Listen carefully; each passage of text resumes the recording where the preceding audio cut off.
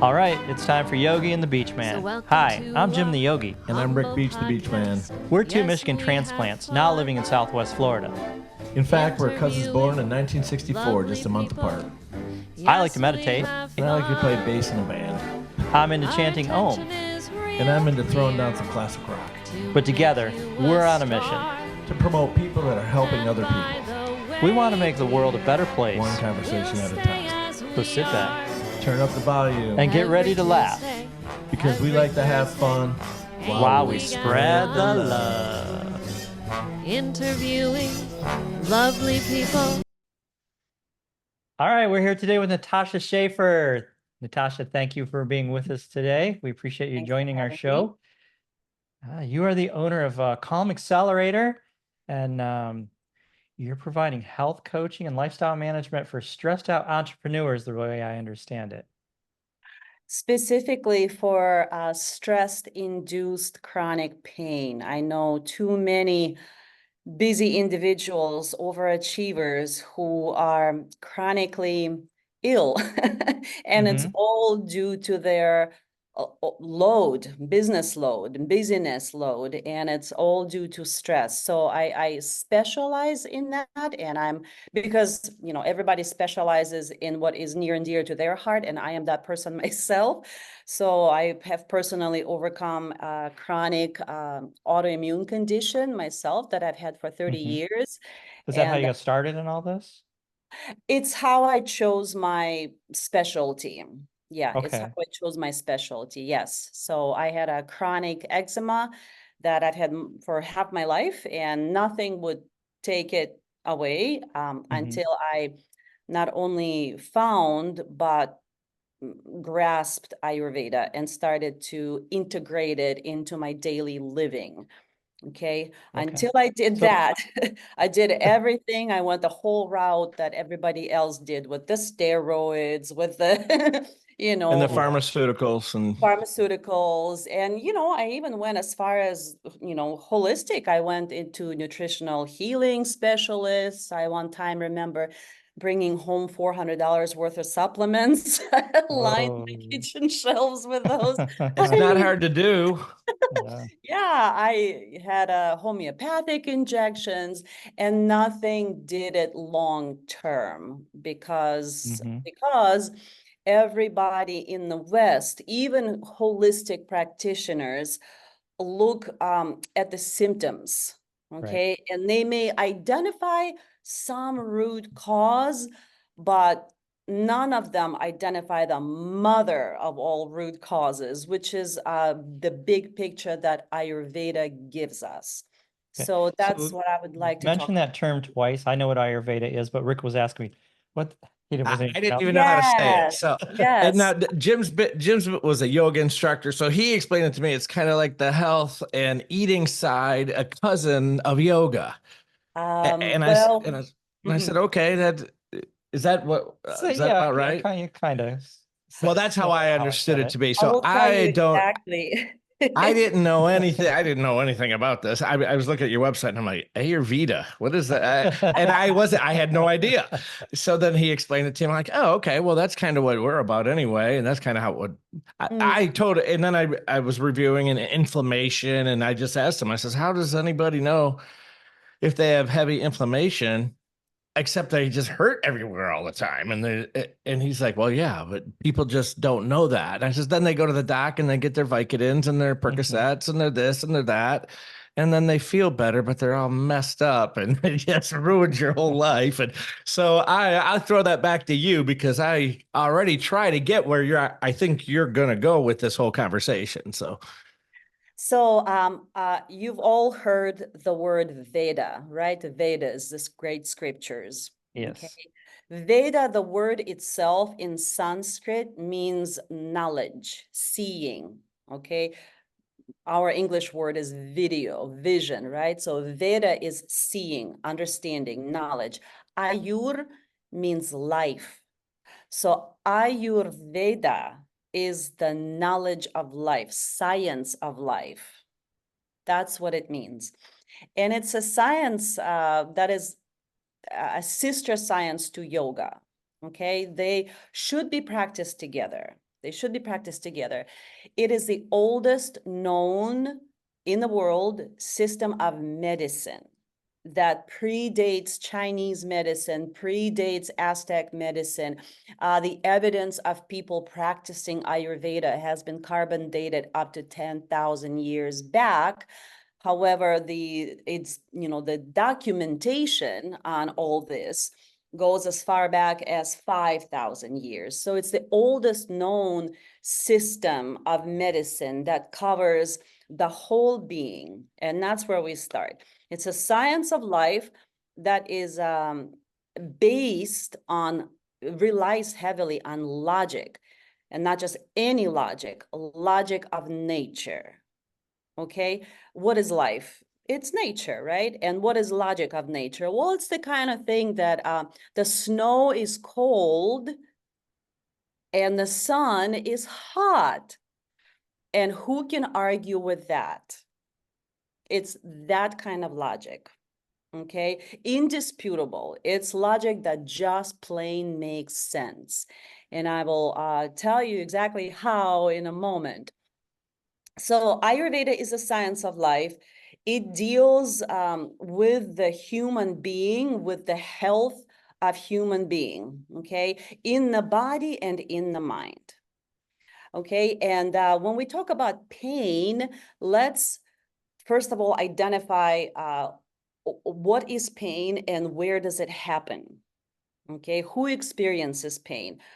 My example is one from my teacher, Pandit Rajmani Tigunayad. He goes, what is pain? Your arm is cut off. It's laying on the floor. Who is in pain, your arm or you? Your arm is sitting in the pool of blood just fine, but who is agonizing over the experience? Okay, so clearly pain doesn't happen in just the body. Okay, pain happens also in the mind. In fact, pain is experienced in what I call the human tripod. Okay, tripod of body, breath, and mind. Tripod is the most stable structure known to humankind. You could see for yourself, you could go to the bar and you could sit on a three-legged stool at a bar or on a four-legged stool, and you could rock on it and see, if you could topple it over and which one will go over first. And when it's over, when it falls, you'll have to get off to pick it back up. So tripod is the most basic, most stable structure in universe. And good news is that's the human being, body, breath, and mind. Okay. If you take out, in other words, of those three legs of the tripod, you take out one, the other two cannot stand.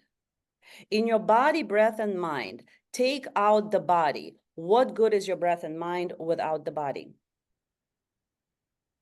Good point.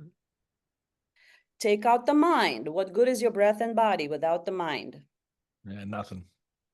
Nope. Take out the breath. What good is your beautiful body and mind without the breath animating you? Yeah, not much after 8 minutes. So pain is experienced in this tripod of the body, breath, and mind.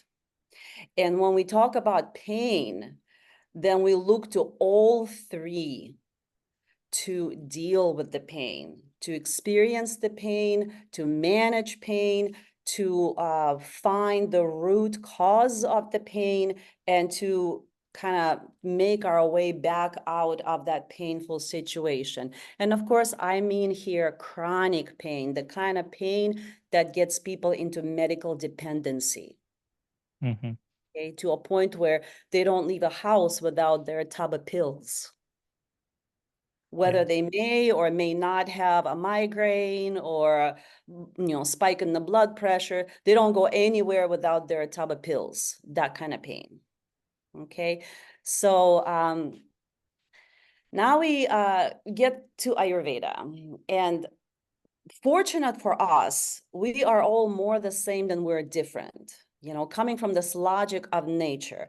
Ayurveda says, look, the reason there is pain is because there's toxicity in the body. And I'll stop here right now because Western mind goes immediately to fasting, which is not where I want to take you today. No. So, okay, we know there's toxicity in the body that is causing us pain. We will look at the nature of toxicity, right? How the toxicity in the body has accumulated. Ayurveda says it's due to disruption in digestion, okay? And digestion takes place in the GI tract, your stomach, your intestines, your colon, but also there is a specific digestion for each of the 7 tissues of the body. Okay, I will give you an example. My chronic pain that I dealt with was eczema. It took place on the skin of my body. I was always stressed. I was anxious, I was depressed because of it. And because of having this kind of skin condition, I was so self-conscious and stressed. And when I would get stressed, I would get another flare up and another flare up. I will never forget when I was sitting in meditation, trying to meditate the condition away. And I remembered kind of like an inflammatory conversation I had with my then husband, and it was stressful. And I just remembered it. And just the memory alone of that conversation, I felt immediately an itch on my skin. Mm. That's when I, for myself, realized the connection, immediate connection from the mind straight to the body, straight to the body. Now, when we talk about the body, breath, mind tripod, so we know the body basically shows your stress, right? And because your body shows your stress, your mind gets more stressed. So it's a vicious cycle. But then the mind and the body are held together by the glue of breath, by the glue of breath, okay? Breath is like the customs officer, okay? So if either the body or the mind is corrupt, breath will tell you. And how? You're not breathing, or it's choppy, or it's rough, or it's shallow, or it's stress breathing, or it's mouth breathing. So there are many ways we could look at the breath to kind of self-diagnose what is happening in your mind and what is happening in your body. If you like, I could take you through a couple of breath patterns later on so you could see the immediate effect of the breath on your mental state. Oh, we would love that. I got a question before you go on. You mentioned the buildup of toxins. That can also come from eating certain foods, right? Like too many anchovies or too many of the same greens or apple seeds because you're drinking apple juice all the time and the seeds weren't filtered out. Is that correct? Yes, toxicity, too much of anything will lead to toxicity. So the first key to health is moderation in everything. You can smoke, you could drink, you could take a little bit of everything. In moderation, every kind of food can be medicine. In excess, every kind of food, I don't care the quality, where it came from, maybe it was blessed by Amma herself, can be poison. Okay, so moderation. I know who Amma is, but I know Yeah, Rick doesn't. I know that many of our listeners might not know. yeah. I mean, too much of a good thing, you could get, it can be toxic. You can get too blissed out. Yeah. Do you want to Sure. share who Amma is, just for those The that are listening that hugging don't know? saint, The hugging saint for me. Yes, yes. A People line beautiful up, soul. beautiful, beautiful soul. I have seen her twice. Mm-hmm. So anyways, so Ayurveda is a science of life, right? And it describes life in the most simple terms available, okay? It's a science, but it's so simple and elegant, okay? It's as elegant as nature itself. Nature is the perfect architect. Nature is never ugly. Nature is always beautiful, right? And it looks good from every angle. So Ayurveda basically describes life in, it's a science of qualities, things that we could perceive with our senses, whether it's touch or sense of hearing or smell or taste, right? And it's only 10 pairs of qualities. And there are 10 pairs of opposites, okay? I gave you an example of sun and snow. There's your one pair of opposites, hot and cold. Okay, and we go, we go to heavy and light. I have them all right here. Heavy, light, right? Slow or sharp. Slow can be also dull or sharp. Cold and hot. Oily or dry. Smooth or rough. Okay, dense or solid or liquid, soft or hard, static or mobile. You could think of it as stable or mobile, and subtle or gross. Okay, these are the qualities. You don't have to memorize them all, but when a client comes to me with their pain and they give me their diagnosis, for example, eczema, I don't treat the same client the same way as I treated the one before with the same condition. I don't.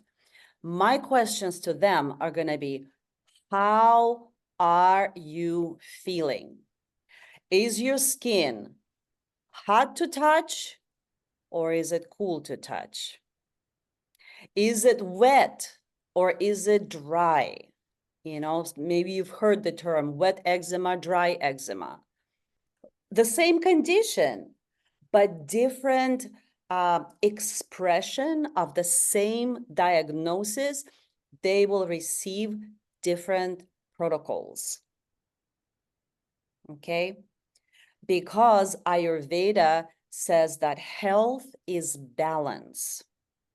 And what are we balancing? We're balancing these quantities.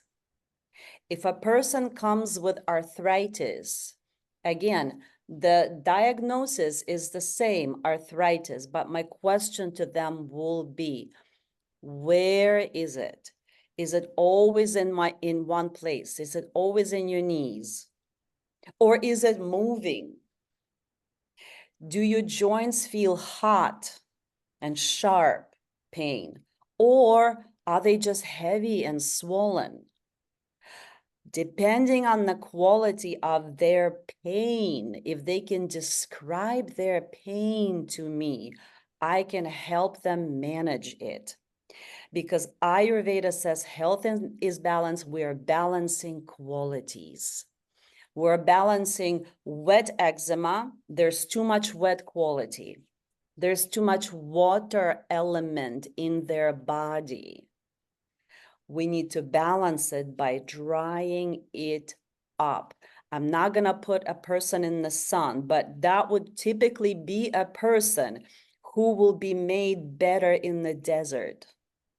I was that person, okay, in the drier environment. So that's what Ayurveda looks like. It looks at quality of pain, okay, and it says, okay, if your skin, it looks at qualities that can be perceived with all our senses. You could look at a person and be like, okay, they have bright red lesions. Bright red is there's too much fire element in their body. Okay, their pitta is high. So let me just, before I go further into these qualities, so these qualities describe, Ayurveda lumps them, groups them into 3 main body types and mind types.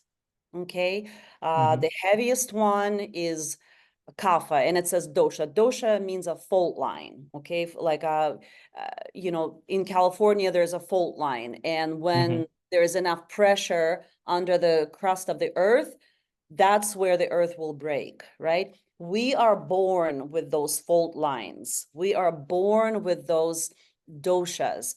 And modern science, Western science calls it genetics.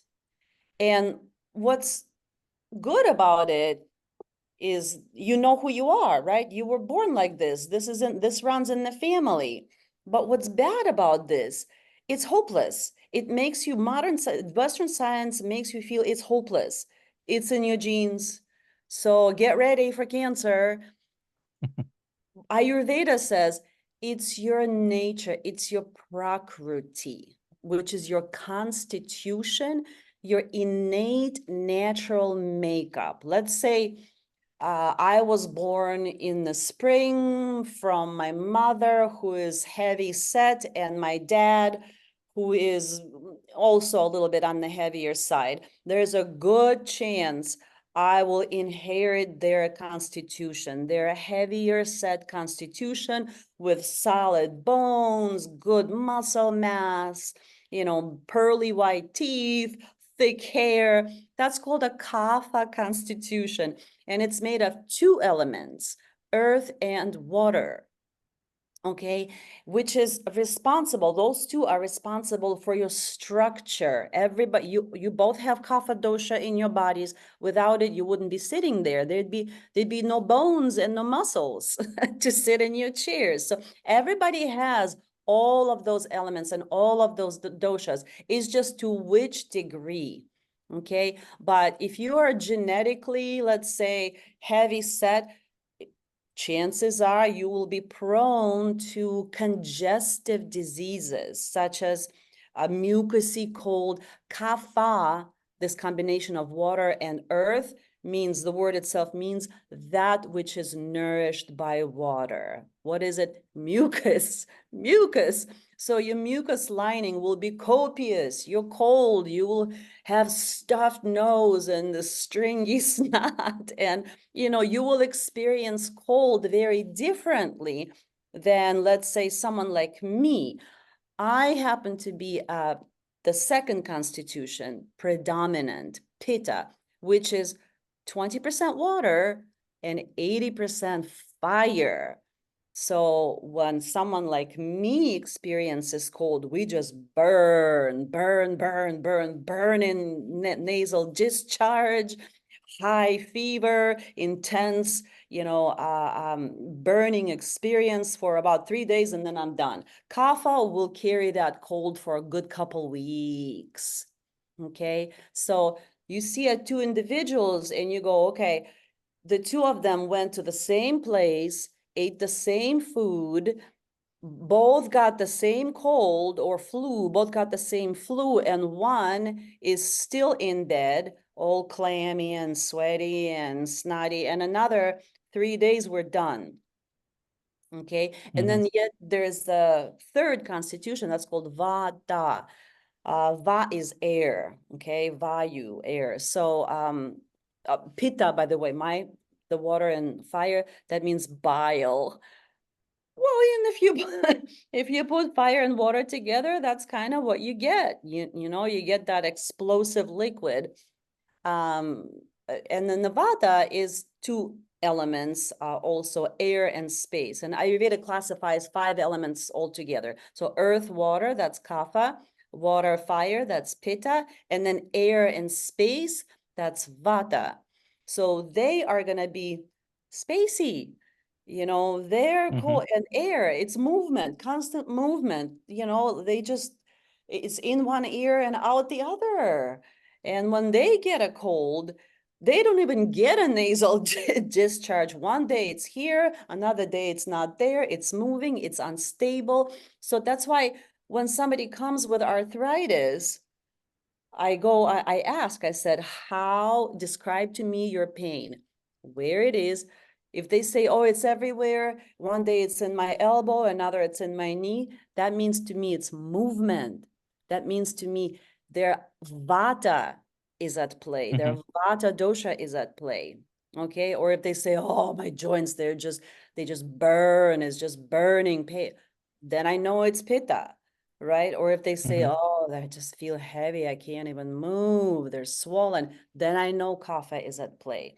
So these 3 bioenergies, combinations of elements, are they're present in all beings, in all humans. They're present in every day as 3 times of the day.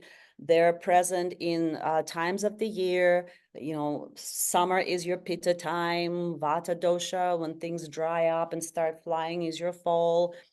You know, kapha time is your cold and flu season, your winter and spring. Kapha is heavy, it's slow, so it gets 2 seasons, you know, it gets 6 months, right? So those 5 elements, earth, water, fire, air, and space, can be described by these 10 pairs of qualities. Okay, if we think of earth, immediately I go, oh, is it heavy or light? It's heavy. Okay, is it slow? Is it dull or is it sharp? Can be either or. We'll leave that one alone. Maybe another element is involved, right? Is it cold or is it hot? On itself, earth is cold, right? So when somebody comes to me and I ask them, describe to me your pain with qualities. And if they can't describe, then I give them these descriptors and I go, do you feel heavy? Or do you feel light? Okay. I will touch their skin. I'd be like, is there a heat coming off your skin? Are your hands cold or are they hot? So these are all the qualities that you could look at a person and you could experience them, assess them visually, you know, even their voice, like a pitta voice. Pitta is water and fire, right? What does fire do? Burns things, penetrates them, right? So fire is sharp because fire will burn a hole through that tapestry behind you, will it not? Yes, it will. Water is not going to do that.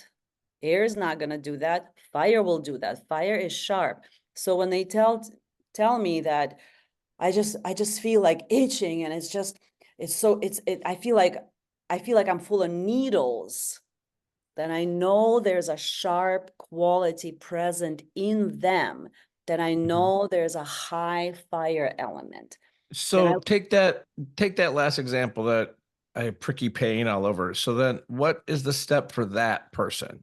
If you know now they have this fire pain. So, okay, how do I, that all sounds great, but how do you fix that? I mean, or what would you recommend that I do if I came to you with those symptoms? Exactly. So you come to me with the symptoms of hot and sharp prickly pain, right? Those symptoms tell to me that your pitta is high, it's at play, your fire element is high. Why? I don't know. Maybe you were born that way. Maybe that's your innate constitution and something aggravated it. Maybe you went and spent, 3 months in the tropics and came back like this. Maybe you have been consuming foods that increase fire element in your body. So here we get to the beauty of Ayurveda, because you can simply tweak the things you eat, how you eat them, when you eat them, how you combine your foods to avoid the buildup of toxicity in your body. And the way you described your pain to me is probably it's high uric acid. Okay, so can I share a little story? Shortly after I got up to Song of the Morning Yoga Retreat Center and I was working there, one of the staff members asked our manager at the time, John, he says, "Hey, why don't you eat gluten?" And John said, I was having joint pain all the time, so I quit eating gluten. And I'm at like the peak of my health, doing yoga all the time, but I was literally waking up every morning with joint pain and not understanding why. I'm like, I'm flexible, I'm strong, I'm doing all the eating well. And when John said he quit eating gluten, I immediately stopped eating gluten. Within a month, my joint pain was gone, hasn't been back. I never wake up with that sore, crunchy, I almost like describe it as like an old age feeling. And just cutting gluten out of my diet did that. So, couple things about this. Chronic pain doesn't happen necessarily because of triggers such as gluten. It happens because of your propensity towards developing this intestinal permeability, which is what celiac disease is, when the large gluten proteins are able to just blow through your intestinal lining, your gut lining, and enter the bloodstream, where at which point your immunity, you know, starts to rebel and starts to fight them. And that's how people develop autoimmune disease. I actually just published an extensive, like a 3-hour long Ayurveda and autoimmune disease webinar when I talk about this. Right. So again, in the West, we would look at treating the symptoms or removing the triggers. And as long as you stay away from gluten for the rest of your life, then you should be clear of your symptoms. That's not how Ayurveda looks at things. Ayurveda says the cause of pain is buildup of toxicity in the body. Then it determines what kind of toxicity, which qualities, which dosha is at play. Is it kapha toxicity, excess mucus, congestion, yada, yada, and there are places, seats in the body where kapha accumulates. Is it pitta toxicity? Pitta seat, one of the main pitta site in the body is GI tract. Okay, so for you, you had high pitta that was overcooking your food, and you may have even had a little bit of malabsorption. You may be one of the people who can eat a birthday cake and lose weight, you know, one of those people. So your fire, your intestinal, your digestive fire was running high, okay, to a point where it was cooking the lining on your gut, the biome that was lining your gut, causing your gut permeability so that large proteins like gluten could get through instead of staying sequestered within the villi and await, you know, their turn on the assembly line until one of your tissues claims them, you know, for strengthening of your tissues. So Ayurveda says, rather than staying away from gluten, which in the initial stages, of course, if you have identified it as a trigger, remove it and heal your digestion. And then you could eat anything you want. So what's the key to healing your digestion then? It depends, again, on, we're looking at the actors in pathogenesis of pain. And who are the actors? The food you eat, your food habits, your lifestyle habits, okay, patterns, your dosha, acting dosha. Is it kapha, is it pitta, or is it vata? And we look at your symptoms and qualities, and, you know, I do an examination assessment to determine what is the acting dosha.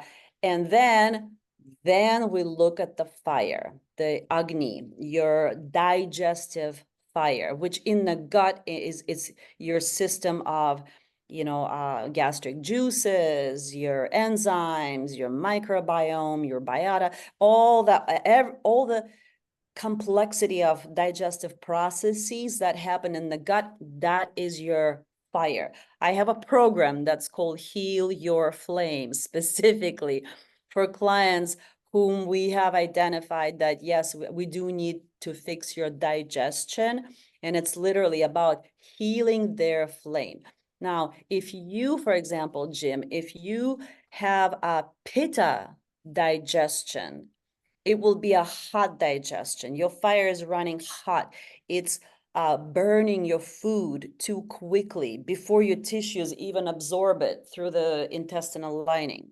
Okay, so those are the people that you know, will have all manner of itis conditions, colitis, ulcerative colitis in the gut, IBS, Crohn's disease. They will have diarrhea. Okay, and right, so those people need to balance their digestive fire, to balance the pitta dosha of their digestive fire. So they would need to slightly tone it down, Like if you look at a burner, cooking burner, they will have to turn it down to like medium low. So So it stops what exactly, describe what that is? Yeah, What what is does turning that it down? mean? I don't have a dial. For a person like that with a overly hot digestion, I Mhm. would recommend things like fennel. Okay, Okay. fennel, or maybe fresh ginger, but not dry ginger. I would tell them to stay away from hot and spicy foods. Mm. Okay, because it's like pouring oil on the fire, On a right? fire. And spicy Mhm. food, your digestion is already running hot. So I would steer them towards foods that would be more cooling and a little more heavy, because the fire, it moves up. Fire never moves down, it moves up. So we Mhm. gotta weigh you down, and So we my gotta daily dose of jalapenos is out. not a good idea. No, not a good idea. Okay. Yes. So I also, in this webinar that I publish, I give people a whole table of foods that would bring those qualities you need. So if you're running hot, you need more cooling foods. And I give you a table with the list of foods that are cooling foods, such as Mhm. milk or white rice, any white food, Mhm. grains are cooling foods, right? Maybe not the wheat for you, but rice, not brown rice, white rice, okay? Okay. So, Cucumber, that fruits, that type of thing. what's that? Cucumber and fruits, that those seem like they'd be cooling. Cucumbers, yes, cucumbers. Yeah, however, yes, cucumbers are definitely cooling. Of all the herbs, cilantro and parsley Okay. are cooling, for Mhm. example. Okay. Okay. Dairy is very good for you, you know. However, if you are still like people who are lactose intolerant too, they could be the people who would benefit from dairy, but because their gut is so far gone, we can't give them Mhm. dairy quite yet. We have to first repair their gut. And Okay. in the Ayurveda and autoimmune disease, I give them a 5-step process of how to repair the gut. It literally is, you know, first you find the acting dosha and you start to manage the dosha. So I would probably put you on a supportive formula that supports a pitta dosha in general, Mhm. pitta dosha support. Then you remove toxicity, and yours, in your case, for exercise sake, would be pitta toxicity. So it may not be fat, you know, it may not be what we think of toxicity. Your toxicity may be, you know, redness of skin, maybe anger outbursts, you know, pittas, they're hot. They're okay. So it may be mental toxicity. It may be excessive judgment, excessive competitiveness. It may be colorful symptoms. Okay, you might have like red sclera on your eyes, for example. If you're running allergies, you will have a burning nasal discharge. Your upper lip will be burning. It will be, you know, it will be red. Okay, so I will manage the dosha first and foremost, because I know in your case, your pitta dosha is acting dosha. So we're pacifying the dosha, and Mhm. then we are fixing your fire. Okay, Okay. think of it, your body like a pot of soup. Okay, you put a pot on the stove and you put the water and all the ingredients in it, and you're over boiling. All the ingredients, all your bread, all your gluten just over the edge, nothing's staying in because it's too hot. Okay, Mhm. so first we calm down, you know, the heat, we calm down the pitta, then we go, okay, what do we need to have it on so they actually like coalesce together into a meal.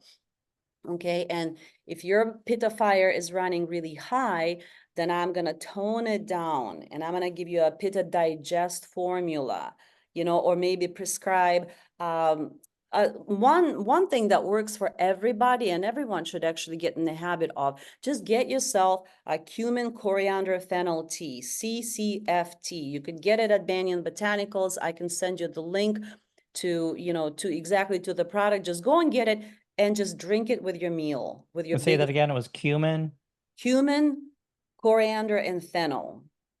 Okay, because those three ingredients, they act on all three doshas. So that's just starts to kind of balance your fire a little. And if it's still hot, then we're gonna maybe add a little mint to you, because mint is cooling. Okay, but someone else with different symptoms, maybe you had, maybe you had explosive diarrhea. That's a definitive pitta symptom, but somebody's elimination might look completely opposite. Little dry little pebbles that take a long time to squeeze out, too much dryness. So I love the potty talk, but that's one way to tell what Let's is talk poop. that's one way to tell the state of your digestion and to assess it. Yeah. Okay. So yes, so depending on how your digestion is acting, and looking at you, if you're red in the face, if your skin is all patchy, eczema patients, they will bleed out of their lesions. Okay, blood is another site of pitta dosha. If there's any bleeding where it shouldn't be, then I know pitta is involved. Okay, so you look at the acting dosha and you pacify it through diet, nutrition, lifestyle. So let's talk about lifestyle, for example. Every day has all three doshas in it. Okay, kapha dosha is 2 to 10, morning and evening. Pitta dosha is 10 to 2. Okay, both morning and night. Okay. And vata dosha is 2 to 6, both morning and night. So if your kapha dosha is high, you were born, a kapha predominant, then that's your dosha, that's your fault line. If your lifestyle kind of gives you too much kapha in your life, for example, you sleep until 10 a.m. in the morning, which is kapha time, that kapha starts to build. On top of that, you eat cake and ice cream for lunch. Kapha builds, because kapha already, it's earth and water. It's already cool and heavy. And you eat cake and ice cream and it's cool and heavy. So you start, if you are adding more of the same qualities that you already have a propensity that is already a fault line, and it builds up too high, then you are going to develop a kapha toxicity, swelling, okay, heaviness, lethargy, depression, attachment, excessive emotions, just crying, just, heaviness and depression, both in the body and in the mind. Remember, they're not separate from each other. They go together. So for that person, Ayurveda says, okay, first, don't eat the foods that make you heavy. What foods make you heavy? The cool foods, cool, heavy foods, which are your sweet foods, your sweet, salty, sour foods. Okay, your sweet foods are going to be your dairy, your grains, your pastas and, your rice. Salty foods are all your pickles, your potato chips. Sour foods, fermented foods. We think yogurt, doctors will tell you that yogurt is very light. It's not, it's heavy. Why? Because it's fermented. It's a sour food and it's dairy. It's actually not good for somebody who is trying to lose weight and trying to do it on the smoothie diet. What about something like sauerkraut, because that's fermented? Also, in excess, it's too much because it's sour.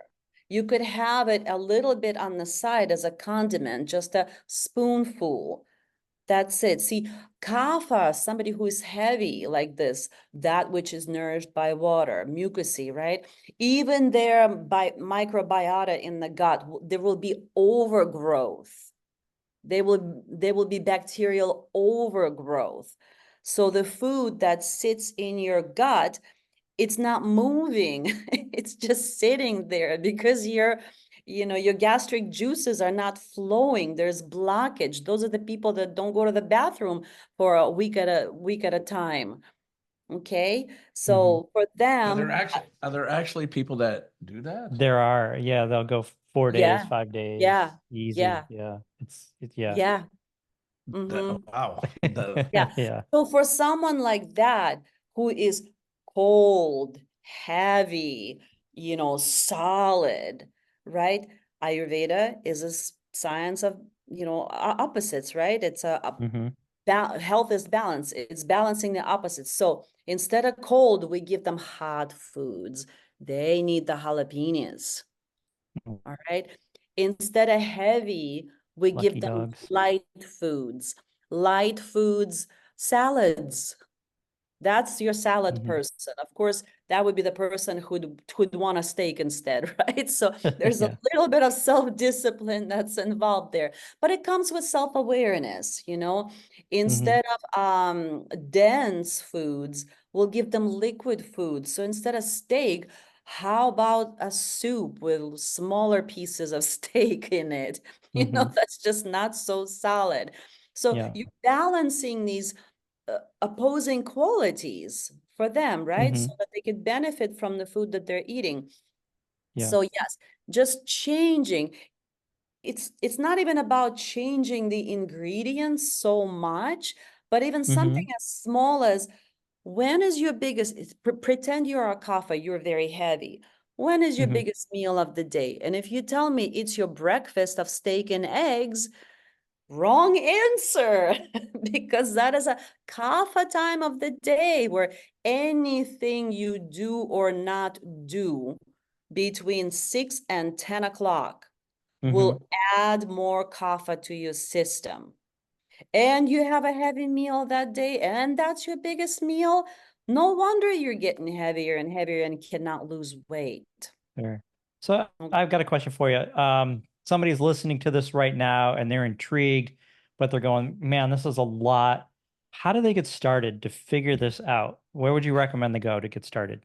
Honestly, the webinar that I just produced, I chewed it apart into just Mm-hmm. bite-sized pieces. It's 3 hours long, and just like Okay. go through it like slide by slide. People who get it from me, I send them the PDF with the slides, with the links where they go, oh, that's me. Or I should be taking this, click, here it is. And I just Okay. get it and I start it. So it So kind it's of like takes you on a path based on yeah, your exactly. I give you like a little miniature library. You could just keep it on your bookshelf, and you could just kind of do step by step. And I give you all the resources right there within one file. So, and I give it, I go into the explaining of how this works, how mm-hmm. this works. It's just grasping this logic, the logic of nature, which is what? Elements. Mm-hmm. 5 basic elements and their combinations and their qualities. Water is wet, it's fluid, it's Mm-hmm. unctuous, and if your eczema is oozing, watery, then you got to get dry, you got to get stable instead of, flowing, okay? Yeah. And you gotta get rough, not unctuous, like oily but smooth but rough. Okay, so what are the foods that will give you those qualities? Rough quality comes from Ayurveda also. It's just such a beautiful science. It gives you 6 categories of taste, and all of the foods fall into those tastes. So sweet taste is the first taste, and that taste is also made up of the same elements. Sweet taste is made of water and earth. it will increase kapha. Mm, Okay. mhm. But somebody who is vata, who is air and space, and ironically, I had a client that was, and by the way, these three types of people have their three broad categories of diseases that they develop. Kapha, the Okay. heavy kind, develops congestive diseases, chronic diseases. Okay, so their chronic pain will be heavy, swelling, tumors, growth. Okay, Pitta, the hot kind, right, develops inflammatory diseases, chronic inflammation. Okay, because they're always hot. They're hot. I call them human volcanoes. I specialize with this type in my Heal Your Flame program. It's a human volcano program specifically for those flammable types. Okay, chronic Okay. inflammation. And Vata, that is cold and mobile. It's wind, basically, moving in space. There's not much to them. Space is empty, right? Degenerative diseases category. Vata is a Mm. category of degenerative diseases. So there's also of the 7 tissues of the body, 7 layers of what your body is made up, you know, the plasma, blood, muscle, bone, fat, nerve, reproductive tissue. These are the 7. Those elements will settle in, like, for example, Vata dosha, because it's wind and space and it's constant movement. That's why their pain is moving. They can't pinpoint it. They can't tell where it is. It's everywhere, right? What else is the fastest moving thing in your body? Oh, probably the blood or Nerve nerves.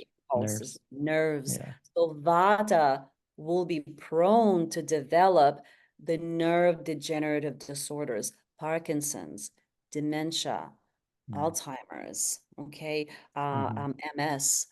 So that's not to say that only Vatas develop them, but it just gives you a general direction, And then you look at that person, the Parkinson's patient, you look at them and you go, so what have you had for lunch today? Oh, salad. Why are you having salad? There's barely any of you left. Your muscle mass has completely atrophied. You need butter. Go get yourself a steak, you know? So see what I mean? There's the difference between the Western approach and the Ayurvedic approach. In the West, your doctor will tell you, oh, don't eat so much salt. Salt is bad for you. For that person with Parkinson's who are basically emaciated, absolutely put some salt on that steak, because salt is a mineral. Salty taste is earth. So that person needs to bulk up and get a little heavier and slow down that movement, that incessant movement in her body that is, they're shaking. Okay. So Ayurveda, once you grasp the logic of Ayurveda and these 20 qualities, once you grasp that and you go, I feel heavy, I gotta feel light. How do I feel light? I gotta eat something light. You know what else would make you light? Like astringent taste, for example. So the 6 tastes are sweet, sour, salty. All 3 of those will make you heavy. So they will make you um, uh, aggravate your kapha dosha. So if you're suffering from a kaphic congestive kind of pain, then don't eat those foods or eat less of those foods. But instead, move on to the next taste, such as pungent. Now, salty and pungent. Salty will increase kapha and also increase pitta, okay? Because salt is made of earth and water, okay? Pungent will spike your pitta way up. That's all the peppers, hot spicy foods. Okay, so if you're a How come kapha, each you're dosha heavy, seems to go be get some attracted to the Thai thing that's and get it bad for them? hot. Why does each dosha seem to be attracted to what's bad for them? That's a really good question. And Ayurveda describes pathogenesis. The word is samprapti, is the disease development stage. And there are 6 stages of the disease development process. And the first 3 stages, you are craving things that will bring you into balance. Past 3rd stage, you are craving things that will take you further out of balance. Okay. So before, halfway in the disease development process, you are the principle that opposites balance valid for you. You're craving the opposites of what is making you unwell. Okay, look at kids, for example. My kids are, thank God I had them after I already knew Ayurveda. So they're both very healthy. And when they get sick, I look at what they crave, and they don't crave the bad stuff. They naturally crave the better stuff, the stuff that will balance them out. Okay, because they haven't had decades of abusing their bodies yet with, bad foods and bad lifestyles. So they are having, if you left to their own devices, they're having healthy cravings. And plus, I don't buy junk foods, so Sure. they're healthy because of that, right? But they have healthy craving.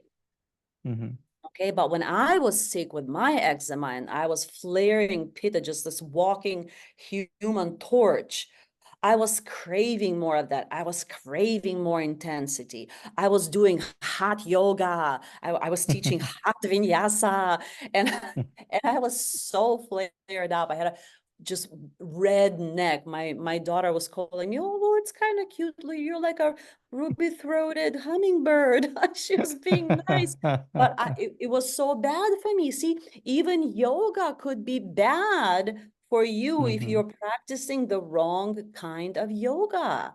It wasn't until I put the logic of Ayurveda together going, what am I doing with these hot vinyasa classes?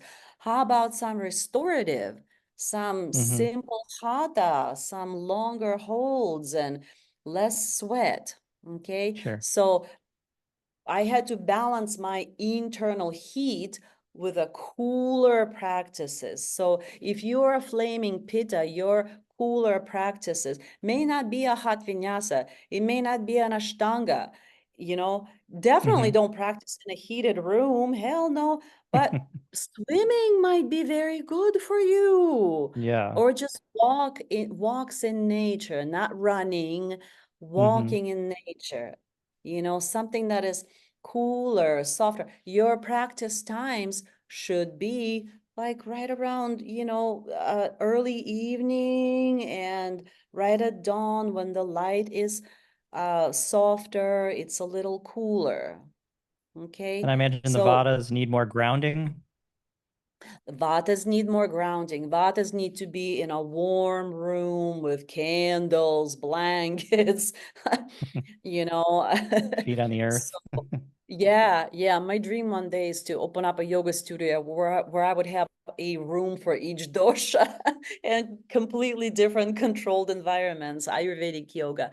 Yeah. Nice. So that's the diet. So, you'll get the table of foods that are, fitting the qualities. So when you know that, oh, I need more dry quality because I'm feeling wet, I'm sweating profusely, and hot, I need cooling, drying foods, you will get that table so that you could say, oh, okay, some legumes would be good. Some chickpeas are an astringent, cooling taste that is binding, and that will absorb that excessive, water and hot water and heat. Okay.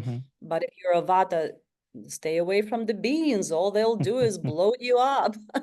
So as long as you know who you are, Yeah. your innate constitution. There are tests you could take online for your prakriti, and then there's the prakriti, what was given to you at birth. And as long as you stick to that, to your original prakriti, and try for it not to get aggravated, okay, by aggravating factors like inappropriate foods, inappropriate eating times. Your biggest meal should be at lunch. Why? Because 10 to 2 is your pitta time of the day, which is when your digestion, which is governed by pitta, is the strongest. Okay, your digestive fire, Agni, is the strongest between 10 and 2. That's when your biggest meal should happen. Okay. So you mentioned the program that you have. Someone's listening right now. They would say, yeah, I'm interested in that program. How do they get it? I will put something in the chat. They can go to my website, calmaccelerator.net, and under programs and services, they will find Heal Your Flame program, where I help people specifically with chronic inflammation that is especially stress-induced, the human volcanoes. Okay. Okay, and if they want to just learn more about what I'm talking about right now, I have a training for yoga teachers, for healing professionals, for people who just want to offer their clients more than medication. That's called Child of Prana. And we unfold this whole concept of the 3 doshas, the 3 types of diseases, and how to remediate them with diet, with yoga, what kind of yoga, what kind of stretching, with pranayama, with lifestyle, all of this. So it's more broad. So somebody who just wants more understanding, wants to know themselves better and their family better, so that they could make one dinner but season it differently for the different members of the family, and then everybody benefits, you know. Sure. So that's possible too. So the pain, the toxicity is built because of buildup of unprocessed food matter that is due to inappropriate food consumption, inappropriate ingredients, inappropriate taste, inappropriate times. Other foods, inappropriate food combination. There are ways to combine foods that will create toxicity. Some foods are innately incompatible. For example, and this is surprising to a lot of Westerners, you take fish and citrus, they're incompatible together. Okay, they create Everybody conflict. puts lemon on their fish. Yes, they do. Yes, they do, because it tastes good, but that doesn't mean that they're not gonna build up a little bit of a little bit of toxicity.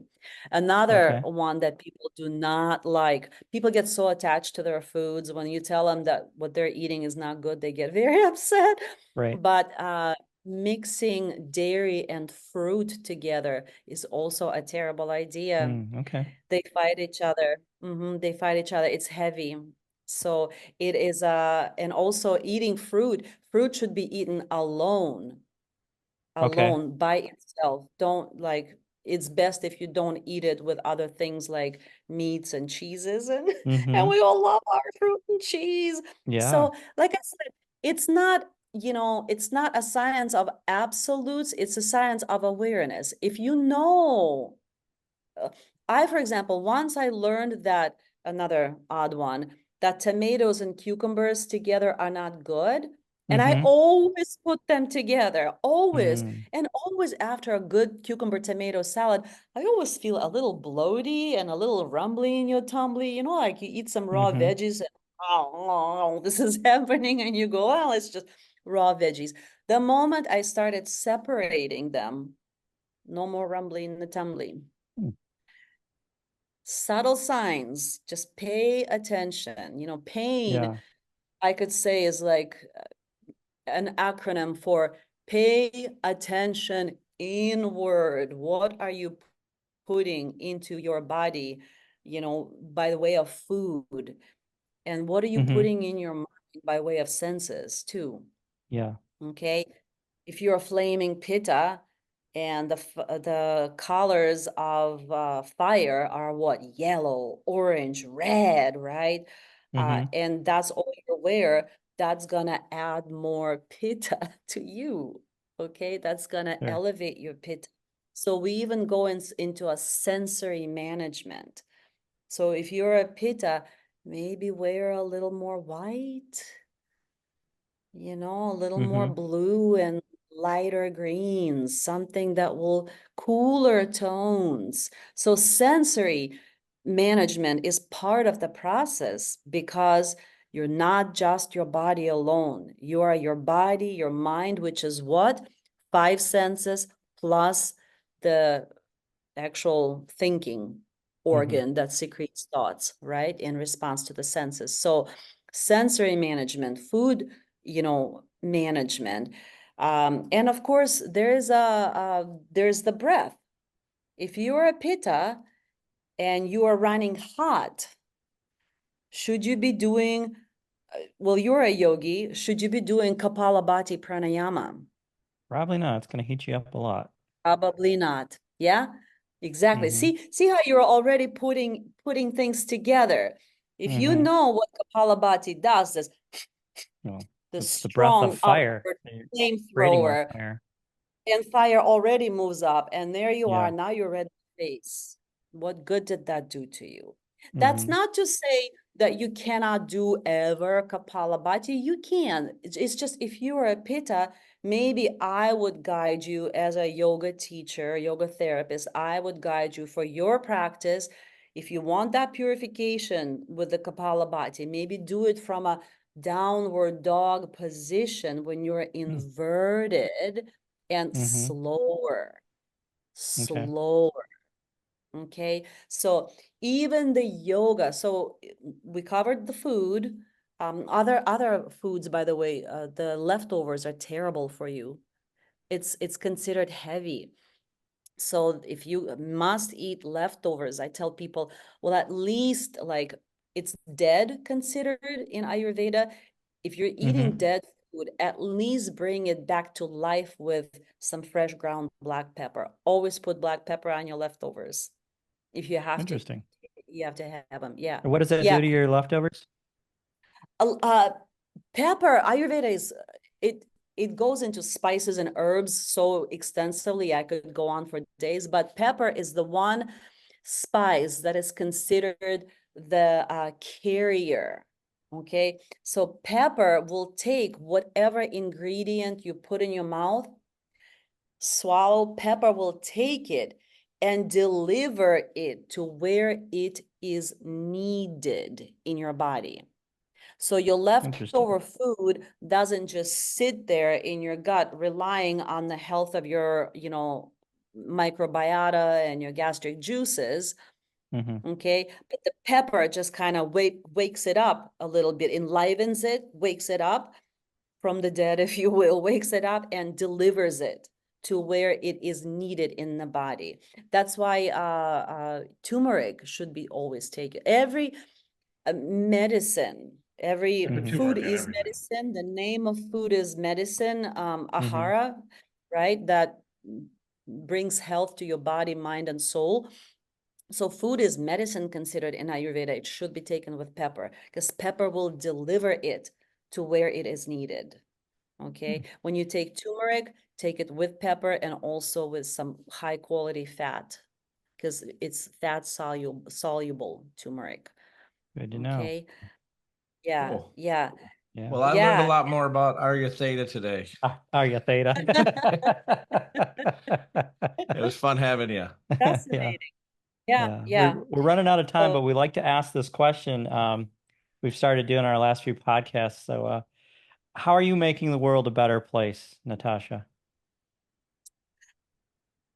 I am helping people feel more free in their body and their mind, free of pain, free of medical dependency, free of resentment, free of sorrow, you know, making people more free.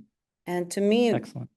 this is done through knowledge. So if Mhm. if you know why you're suffering, then that's part of the solution already. If Sure. you know what's making you sick, then that's part of your healing. That's half the healing, half the way. Yeah. Mhm. So knowledge is medicine, to Yeah. me. Sure. Yeah. It's what's healed me, and it's what can heal you. It doesn't have to be complicated science knowledge that can only be seen in the microscope and all these, Yeah. hard to remember terminologies, this molecule, this cell, this chemical, that chemical. You could make a 5% difference for 95% change in your health by simply eating on time your biggest meal of the day at noon. Start there. Okay. Start there and make it a fresh meal, Sounds good. Well, thanks, Natasha. Yeah, we really appreciate you being You're on our welcome. show, sharing all your knowledge and enlightening our listeners on Ayurvedic principles. This has been great. Yeah. Any final words in closing? Yeah. Well, final words in closing is anybody who is suffering from any kind of pain that they see no way out, please know that it can be managed. It can be relieved. And in some cases, many cases, it can be reversed. Ayurveda gives hope because it gives you such a complete understanding of who you are, what makes you suffer, why you're suffering, just by breaking it down into those 10 pairs of qualities. And if you just learn to balance those qualities through food, lifestyle, and digestion, then there are no side effects to that. There are only Yeah, upsides. exactly. There are Yeah, no you don't have side to effects. have. And of Right. course, the advice I gave you today is, good for everybody.